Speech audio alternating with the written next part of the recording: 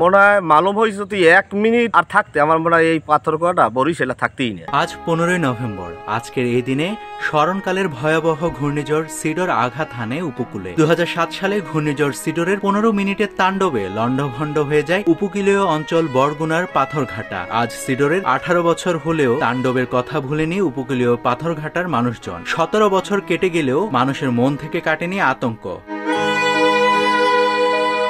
এ ঝড়ে হারিয়েছে অনেক মানুষ। জলোচ্ছ্বাসে পাথরঘাটার 349 জন সহ বরগুনা জেলায় 1345 জন মানুষ হারায়। এছাড়াও সাগরে মাছ ধরতে যাওয়া পাথরঘাটার 91 জন জেলে এখনো নিখোঁজ। বেঁচে আছেন নাকি মারা গেছেন জানে না তাদের স্ত্রী ও সন্তানরা। 18 বছরও স্বাভাবিক হয়নি স্বজন ও সম্পদ হারানো মানুষের জীবন। সেখানে সিগন্যাল নাম্বার 60 চলে 8টা-9টা বাজে, তখন তো হরিখালি হেরিকেন রূপ ধারণ করছে। এই সময় সিডার হয়েছে পর সিডার সময় আমরা এই রাস্তার উপরে চলে বুঝে যান এই পূব থেকে খালি উল্টুই আইছে। মনে হয় মালুম হয়েছে যদি 1 মিনিট আর থাকতে আমার মনে হয় এই পাথর কোয়াটা বরিশালে থাকতেই না। যে কিছু মানুষ রয়েছে তাও বন্যায় বাসায় নিয়ে বাদুরতলা 8 নম্বর ওয়ার্ডের ওই বাড়ির পাশে ওই যে উঁচু জায়গা ওই পাশে কিছু মানুষ ওই জায়গায় যেয়ে উঠছে। আর সাইক্লোন সেন্টার ধারে কাছে নাই, সেই জন্য তারা যাইতে পারে নাই। আর কিছু মানুষ মারা গেছে এই অবদার বেরিবেদের পাশের মানুষ। স্বজনরা পায়নি কোনো মৃত্যু সনদ, সেই কারণে পারছে না কোনো জমি জমা বিক্রি করতে।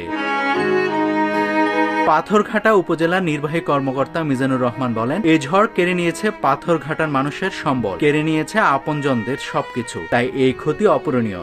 সরকারি ও সহায়তা দানকারী সংস্থাগুলো সক্ষমতা বৃদ্ধিতে কাজ করলে উপকূলবাসী স্বাভাবিক জীবনে ফিরতে পারবে। নাভিদ হাসান, সোনালী নিউজ।